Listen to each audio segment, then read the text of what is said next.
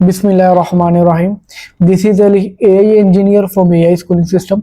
आज हम लोग डिस्कस करेंगे कि वेंडर मैनेजमेंट को किस तरह हम लोग हैंडल कर सकते हैं इस पूरे सिनेरियो को लेके।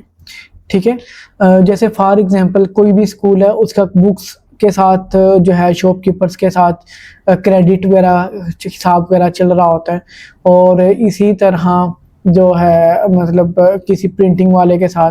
तो मतलब वेंडर्स को किस तरह हम लोग मैनेज करते हैं, तो आइए स्क्रीन की तरफ और आज हम लोग वेंडर पर डिस्कस करते हैं। तो सबसे पहले हम लोग चलते हैं वेंडर मैनेजमेंट पे। तो वेंडर मैनेज वेंडर सबसे पहले इसका जो है पेज है। इसमें देखें तो ये मल्टीपल वेंडर्स ऑलरेडी एडेड है। आप कोई अपना वेंडर ऐड करना चाहेंगे तो सिंपल हम लोग ऐड वेंडर पे जाएंगे, वेंडर का नाम रख देंगे, जैसे सुफियान किताब का, ठीक है, और ये उसका नंबर हो जाएगा। ईमेल अगर लिखना चाहें तो ठीक है, नहीं तो आप इसे स्किप भी कर सकते हैं। ठीक है, वेंडर एड्रेस, अगर वेंडर का कोई ना कोई बैंक अकाउंट है जिसमें आप उन्हें पेमेंट करना चाहेंगे तो ये कि आप उसकी डिटेल यहाँ पे शेयर कर लें, सेव कर लेंगे, ताकि ऑन द स्पॉट आप यहीं से उसे जो है पेमेंट्स वगैरह ट्रांसफर कर सकें। HPL कर लिया, अकाउंट नंबर भी सेम हमने यही पेस्ट कर दिया। अब इस वेंडर के साथ क्या हमारी टर्म्स एंड कंडीशन डिसाइड हुई है। ठीक है, हम लोग इसे कहते हैं पेमेंट्स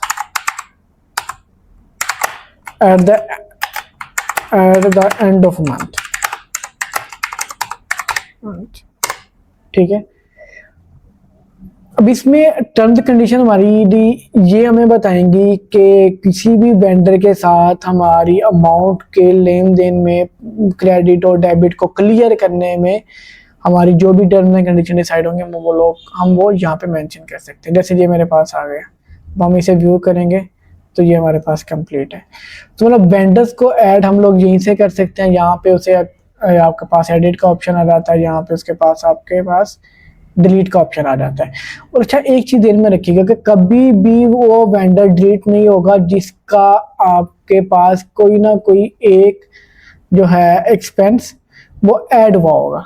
जैसे फॉर एग्जांपल मैंने सुफियान घर से किताब घर से एक एक्सपेंस ऐड कर लिया ना जब यहाँ पे, तो उसके बाद फिर ये वाला वेंडर डिलीट नहीं हो सकता। इसे एक्टिव और इनएक्टिव का ही ऑप्शन हमारे पास रहेगा। बाकी वेंडर की रिपोर्ट्स को लेके वेंडर वाइज एक्सपेंस रिपोर्ट, किस वेंडर से कितना एक्सपेंस हुआ, आप यहीं से उसे जो है वो मैनेज कर सकते हैं।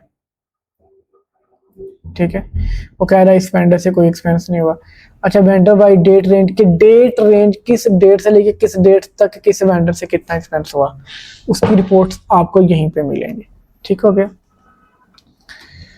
तो वेंडर्स के साथ साथ एक चीज और कि फॉर एग्जांपल एक वेंडर है, उसके साथ आपका कोई ना कोई फाइनेंस का जो है एक एग्रीमेंट हो गया कि वो इतने दिनों बाद आपको पेमेंट देगा, पेमेंट आप उसे करेंगे और ये उसके साथ क्रेडिट पे चलेगा सारी परचेजिंग। तो उसका एक फाइनेंस अकाउंट भी हम लोग बनाएंगे फिर उसी वेंडर का। वो हम लोग कहाँ से बनाएंगे, जैसे उसके नीचे बटन आ रहा है फाइनेंस मैनेजमेंट के नाम से।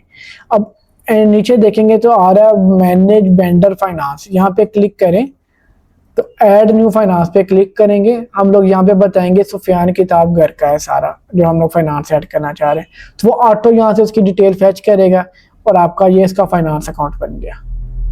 ठीक हो गया। अब इस वेंडर से जब भी एक्सपेंस हुआ करेगा तो वो इस वेंडर की जो है क्रेडिट हिस्ट्री बनाता जाएगा और at the end of month वो आपको बताएगा कि इस वेंडर से आपने इतने की परचेजिंग कर ली है और इसको इतनी अमाउंट भी हमने बाकी देनी है। ठीक हो गया।